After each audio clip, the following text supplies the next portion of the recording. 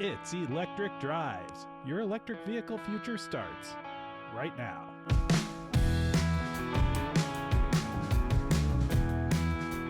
Welcome to the show. I'm Anthony Algmin, and I'm joined by my co-host, Bob Reese. We created this show to make it easier for others looking to move to electric vehicles, and that's more and more people every day. We're out there using EVs in normal commutes and road trips, and we'll share the wisdom we've gained from living our lives with electric vehicles. You can join in the conversation by sending your questions and topic ideas to questions@electricdrives.us, by joining the Electric Drives Facebook group, and by becoming a patron at patreon.com/electric drives to get exclusive content and help support the show. Bob, how are you doing today? Doing pretty good, but the weather's starting to change, so got to start getting ready for that.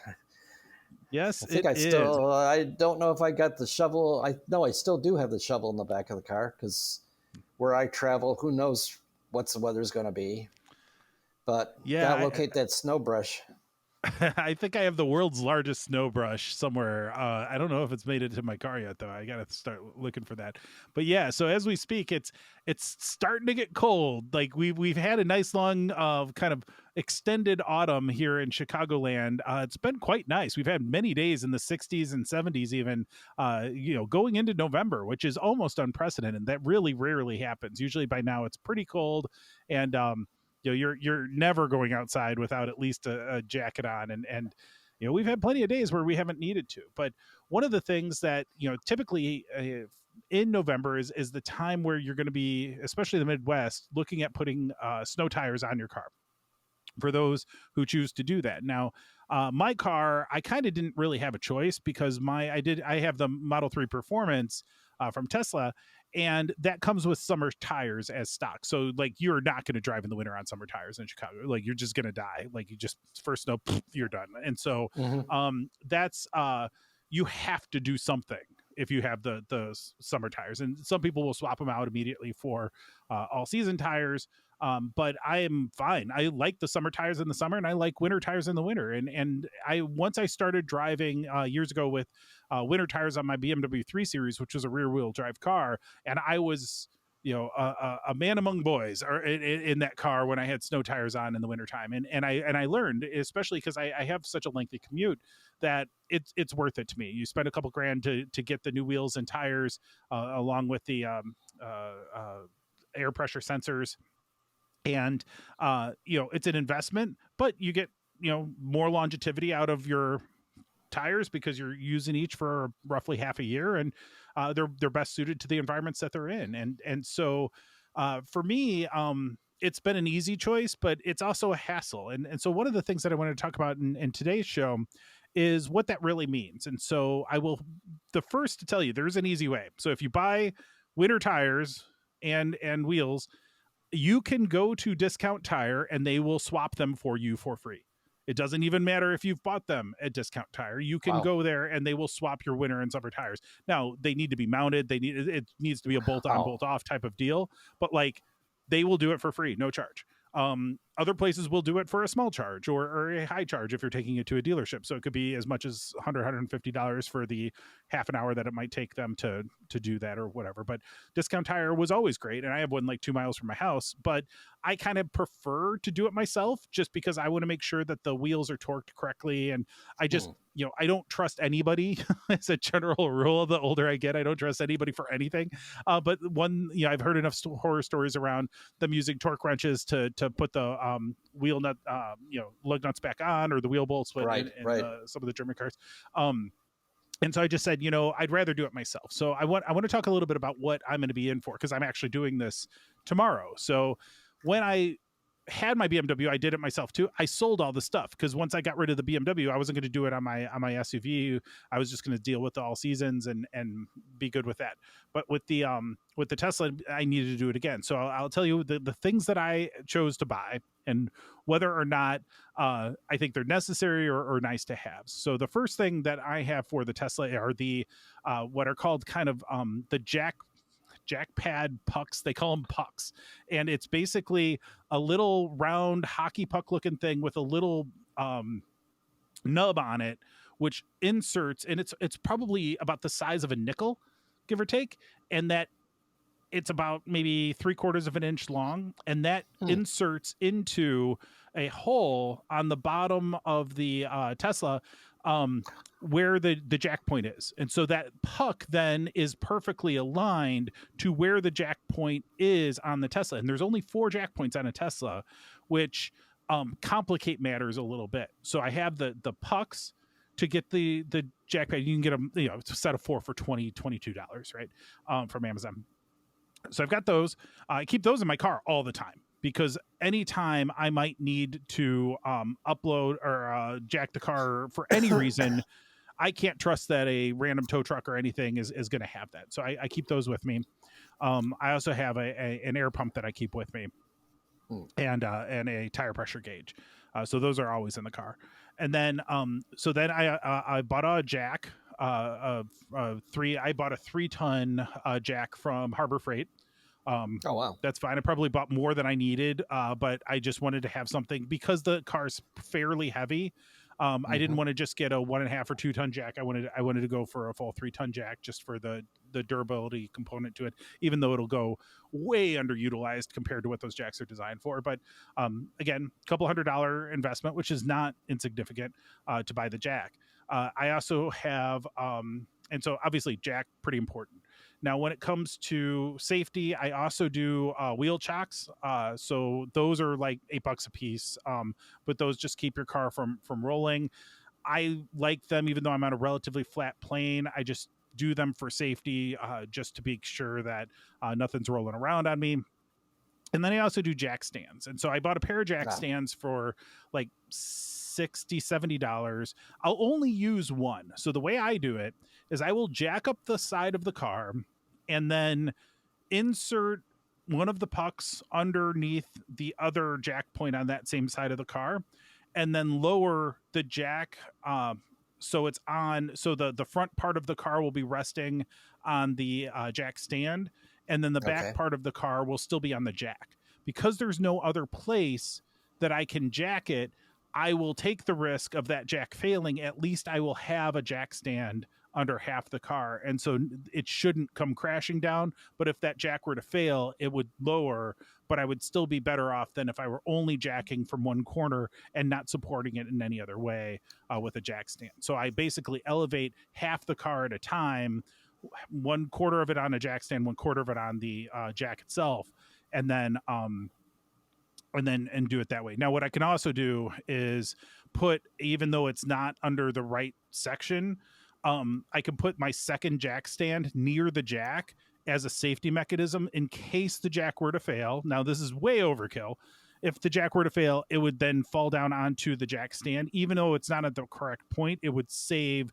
It would be one added measure of safety to keep the car from falling on that corner to the ground unexpectedly, and potentially, having the wheel crush my foot or something like that. So again, I may or may not do that. It really just depends on how it all lines up. This will be the first time I'm jacking the car tomorrow. So those are key things. So then I want to talk about what I'm actually doing with the wheels and the lugs and all of that. So I've got a properly sized socket with an extender. I bought a $5 extender, 3-inch extender, so that I'm not going to have anything scraping against the body panels. I learned with the BMW that sometimes you need a little bit more clearance. And so I've got the socket with an extender. Then I've got a breaker bar, which will allow me to unlock basically the each of the lug nuts, and then I'll jack the car up and then remove everything. And then I've got a click style torque wrench. And again, these are all fairly cheap. I mean, the socket was maybe $5. The extender was $5. The breaker bar was, I want to say, 18, and the torque wrench was another 20, say. And so those are kind of the key equipment for removing the lug nuts and then the tires and everything, or the wheels with the tires on them. And then the new wheels and tires that I bought from Tire Rack, those come with their own lug nuts that are specially fit for the face of that wheel. So I'll use those as I reattach everything, and that'll be that. So I'll reattach everything, torque it to the appropriate spec, which is listed in the owner's manual, and that'll be that. So it will be fine. And then there's a process that you follow to reset your tire pressure monitoring, and that will be Yep. the interesting thing is that you have to run it for like 20 minutes for all the TPMS to fully reset, which is fine. It'll just happen the next time I drive to work, most likely. But I'm a little bit leery because I haven't used these tires before, and so they've been sitting in my garage for the last 4 weeks, 6 weeks, just waiting for this. So I hope there's no problems. Once I get the tires on the car, I'll do one more check on the air pressure. So I'll check the air pressure, make sure those are filled up appropriately. There's one piece that I left out in all of this, which I found a little bit interesting, and that is on the Teslas. Now, this is not unique to Tesla, but it is something that's well known for the Teslas in particular. And they have what is I think it's called a rotor retaining bolt or a caliper retaining bolt. There's basically, if you're looking at the face of the wheel, there's 5 bolts that the lug nuts go onto. Between a pair of them, there's an additional little hex type screw that is inserted in there, and it sticks out. And so you actually need to remove that to install aftermarket wheels. The Tesla wheels themselves have indentations for where that is, and so they aren't affected by it. But it turns out that that bolt, that screw looking thing, is not necessary at all past the manufacturing of the vehicle. So that bolt, that retaining bolt, is simply to hold the brake calipers in place and the rotor in place while the vehicle's being manufactured. So it's only an issue when the car is moving, but it doesn't have wheels on it.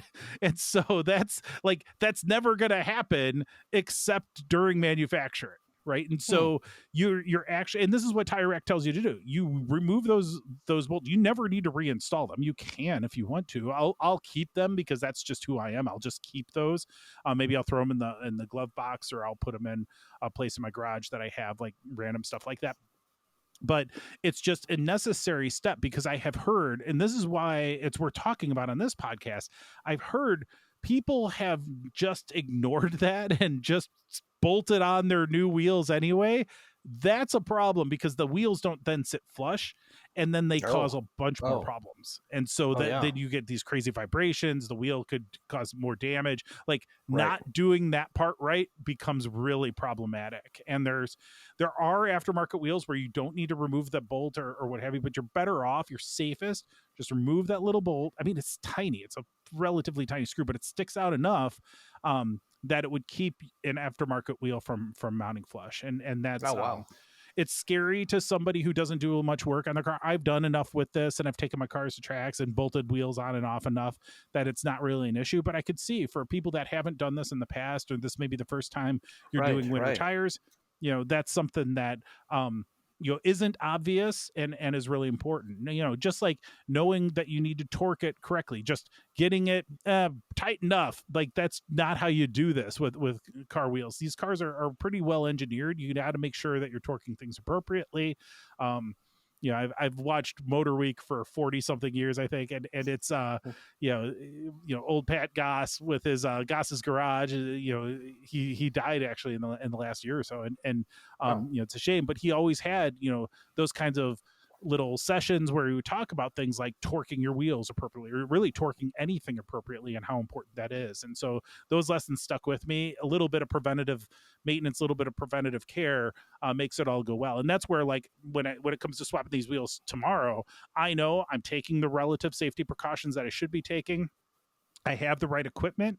I have stuff that's well maintained. I knew what I was doing, and I trusted, Tire Rack to give me a wheel and tire combo that would fit my car appropriately. And I'll be able to bolt that on, and the car's going to look cool. Like I bought relatively the cheapest stuff I could, but like good tires, good wheels, but nothing super fancy. But I'm excited about, like, it'll change the look of the car to a point, but it'll also be, safer. It'll also be a better car for the winter time. And that's really what it's all about. I want to be able to get to and from work or wherever I'm going as safely as possible. And that's going to be an important part of it. And I also like the fact that I'm taking what, the stock 20-inch rims on and super low profile tires on these performance Model 3s, I'm not a big fan. I'd rather have a little bit bigger tire and a little bit smaller wheel. So with the winter wheels, I did 19 inches, which Oh, then allows my tire to have a little bit bigger sidewall, which right, means that right. it's more it's softer when it comes to hitting potholes and things like that. You're not going to be as likely to pop a tire on rough roads or what have you. And as you know, in the Chicago area, we've got plenty of things that can cause issues with your tires. So I'm excited about that. And just one more, unpaid advertisement for Tire Rack. They include, when you buy these wheel and tire packages, they've mounted the wheel, the tire in the wheel. They've put in the tire pressure monitoring, and they include at no extra charge the road hazard warranty. So if I do get a Oh, wow. pop tire, Tire Rack will cover that and replace that. And so for the next couple of years, like, all of that is covered, which, I actually purchased that because I knew how many miles I'd be putting on it. I actually purchased that from Tire Rack for my stock tires when I bought the car. That was one of the first things that I did, just because I like to have that insurance policy, and figuring that it was a likely event that I would pop a tire at some point driving these roads in Chicago every day. But so far, so good. I'm happy about that. But I know plenty of people with these performance models that have pop tires. So I figure it's probably only a matter of time, but just the peace of mind for them, a couple $100s that it was at the time, has been worthwhile, because those are not cheap to replace the tire. So if I get one pop tire in the time of that warranty, it'll have paid for Yeah, itself. pay for it. So Now, is the rubber compound more of a soft rubber compound? Because I've heard that because of the traction, and I've forgotten whether it's Blistex or some of the other ones, that it's a soft rubber compound so that it can grip the road better at the low temperatures. yes, But if so you raise the temperatures, then it causes premature wear type of thing. But that's exactly right. And so summer tires are especially designed to be durable and get good traction in warmer climates and during summer months, like in the Midwest or what have you. And that means a harder rubber compound. Now with the winter tires, it's a softer compound, but just like anything, if you know rubber, in the winter time, as it cools, it gets harder, just like right, most right, solids, right? It gets harder. And the summer tires are less flexible anyway, and so then it gets hard, and so then the ride is rough, and it's not as good in any condition when it's cold. And so the winter tires, they're softer, they have tread wear, they have tread patterns that are designed yep, to work better in the snow. They also work very well in rain and slush and anything that's you're going to encounter in those colder months. And so that's uh a real benefit to it. But you're absolutely right, if it gets to 60 or 70 degrees and you are still running your winter tires, yeah, you're going to have more premature wear. That's why, like, threading the needle on when you're going to swap them out in the Chicago area is always a bit of a luck gamble. game. And that's where typically I've waited until mid-November to late November to do it.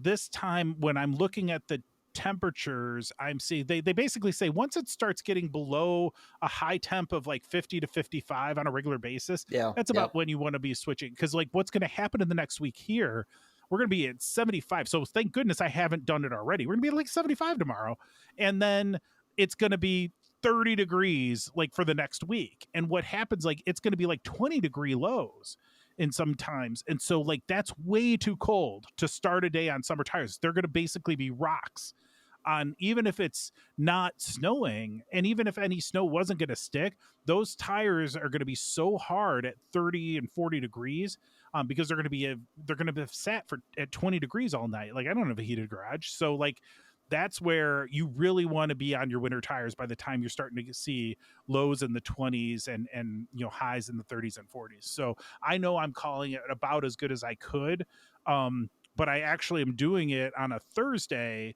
to be able to swap the winter tires out because I want to do it when it's warm, so I'm not freezing outside when it's happening. I'm not going to drive anywhere tomorrow, but I'm swapping it when it's 70 degrees, knowing what we're in store for over the next week. So I'm going to enjoy that because it's going to be the first time that I'm actually like comfortable in a short sleeve shirt, changing out the tires for winter. So I think it'll be nice. I'm kind of looking forward to it because it's been something that I've been planning for basically since I bought the car. I knew I would have to do it, and so. That's the other thing. I bought a tire rack to keep the wheels in the garage all year. So whichever ones that are not on the car, they're just mounted on the wall in my garage. And that's nice because I used to lug them inside and take them down to the basement. And that was a pain in the butt. Like that was not fun. I never enjoyed that. Those tires and wheels are not particularly light or easy to navigate. So I'm kind of glad they're going to live in the garage all the time now. That's the other thing. I will clean them thoroughly after I take them off the car. I'll give them I'll clean the inside of the wheels and the outside, condition the rubber and have it so it's perfect so that when it's time to reinstall them in the spring, they'll be perfect and ready to go. Are the Tesla summer tires winter summer rated, or are they just summer rated? I believe they're just summer rated for the summer tires.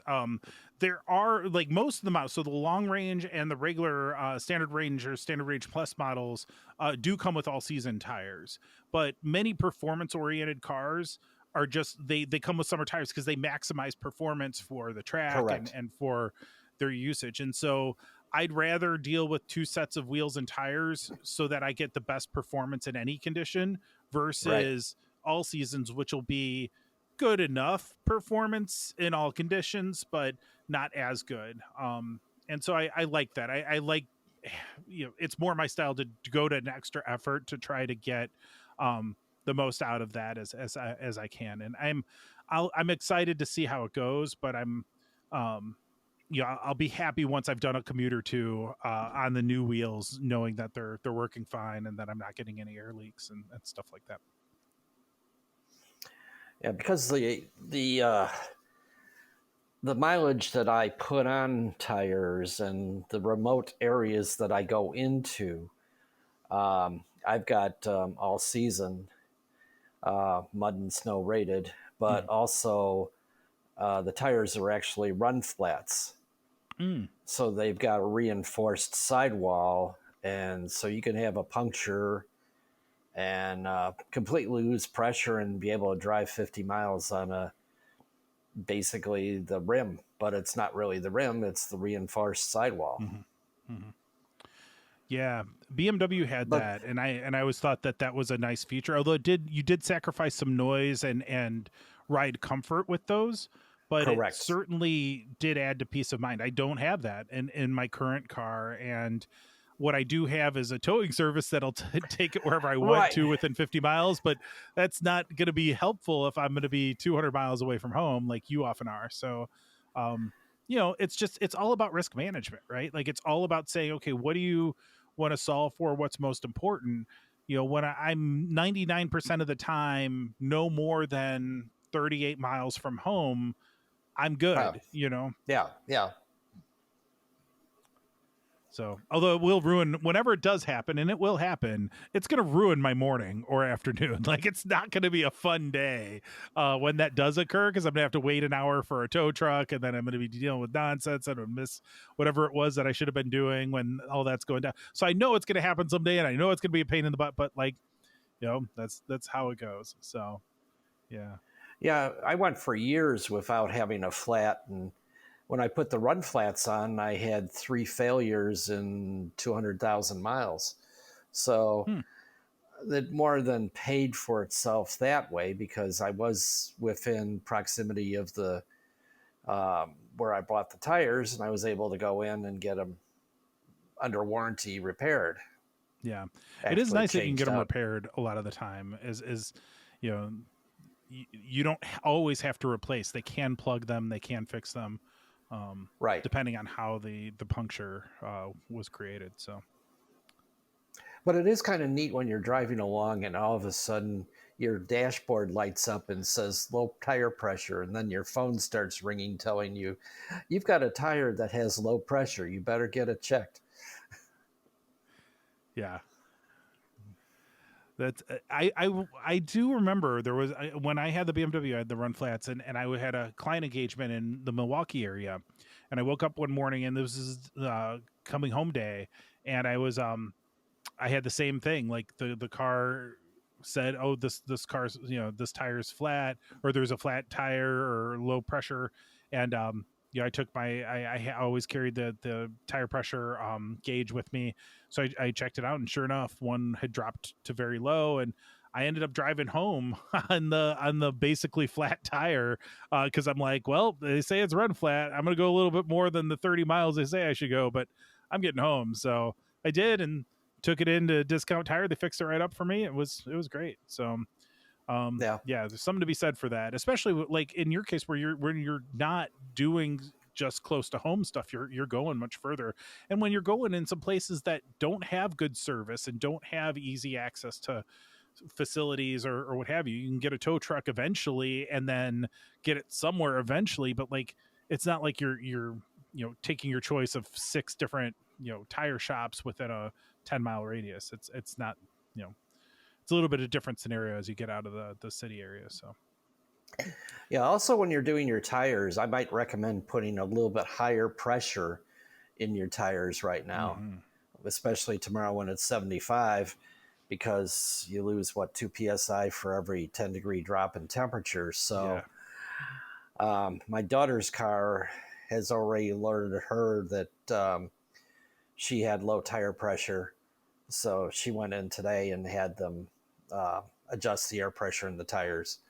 yeah. But that's more pronounced with some of the modern cars because of those pressure sensors, the tire pressure sensors. That's great advice. That's a good golden rule of tire care and maintenance. And the other thing too is the more, like, the lower profile your tire is, the more you need to be on top of your tire pressures. And Oh it's yeah. really, really important to have a high enough tire pressure at all times. You don't want to go too high, but if you're gonna err on one side or the other, err on too much pressure. Because if it's too low, you're gonna have a tendency to cause more problems with propensity to get pinches or otherwise have issues. So you don't want to go too high, but like definitely, like tomorrow, as you said, like I'm probably going to overinflate by 2 psi from the standard just because I know the temperature is about to drop, and then I'll check it Right. again once the temperature does get down, because I might need to add even more. So Yeah. good Yeah. advice. So wow, we finished it into like this, we were way over time, and we've just been talking about changing tires for the last 25 minutes, but I think it's interesting, and there's a lot of little nuances to this, and I think a lot of people don't do any car maintenance and haven't for a long time, because like I mean I would do my own oil changes, but what am I going to do with dirty oil? Like that's the thing. Like I could put new oil in the car, but like old oil, I don't know where I'm going to deal with that. Do I have to take that to an oil change place anyway? Like, so like, Yeah. I'm not going to do that. I don't think most people would do that, but something like swapping, tires, that's something that a lot of people could do. And quite frankly, for me, I'd rather spend the hour doing it myself than trying to figure out, okay, when can I take it to the place and like wait for it and then deal with that, or like get a ride somewhere and wait for it. Like, no, I'd rather just do it on my own schedule, do it myself, feel like, okay, I know 100% it's been done right, and I can trust when I drive to work the next day that everything has had the proper care put into it to make sure that I'm continuing to drive safely. So anyway, Bob, any other closing thoughts before we call it a day? No, I do have a story about an oil change though. Sure.